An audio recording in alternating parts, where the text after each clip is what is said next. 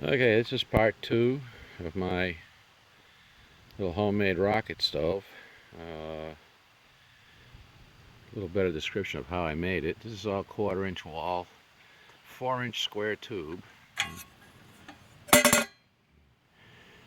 There's the hopper for it. That's a 2-inch air inlet. I got some black pipe 1/2-inch nipples for extra air on both sides. A little see-through action right there. Put the caps, oops. Come on. I put the caps back on so I don't lose them. I'm going to turn this bad boy around. I'm only using my cell phone to take this video, so no tripod or anything. The legs are 1-inch square tube, 1/8 inch thick wall, or I should say the supports. It's not really done yet. I'm using black pipe with flanges. So if I want to change the height of this, I just take a ride down to the local hardware store and get longer or shorter lengths of black pipe nipple. That's 1/2 inch also. The flanges are from on soft ground. That'll definitely hold the weight, keep it from toppling over. I went with a 3-leg design because the tripod is the most steady. You can see I'm truly an amateur welder, but hell, everything holds. Let me lay this down and I'll turn it around to the back side.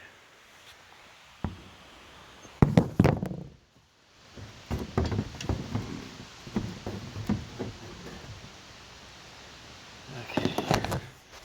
Sorry about that. Here's my ash door for clean out. That's the opposite side where the air inlet is. Just on a hinge, nothing fancy. I'm using a little barrel bolt to make sure it stays closed. This is my pellet hopper, and that goes, well, hopper, whatever you call it, that goes in the burn chamber. And this is my pot support, goes on the top.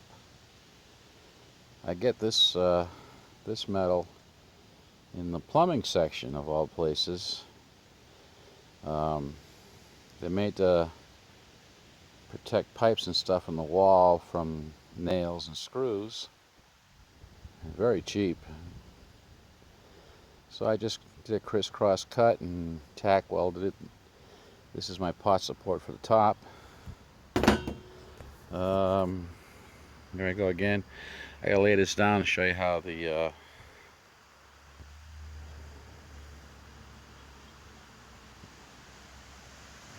pellet burn basket goes in. So hang on.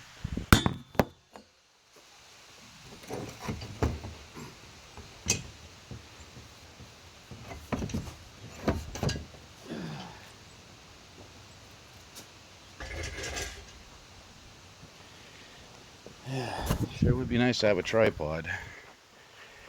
Anyways, here's the burn basket, whatever you call it. And that just slides in here. That holds it. And once it's lit and stuff, I just close that cap. This sheet metal also comes from the same area in the plumbing department. They come in 5x9 sheets. I'm not sure how thick it is, but it's pretty good stuff. And those are on $1 a piece, so you really can't cry. I just got some old cheap strap hinges, tack welded it on to hold it. Didn't want to drill and tap. It's easier to weld. And that's looking down the chimney. And over here,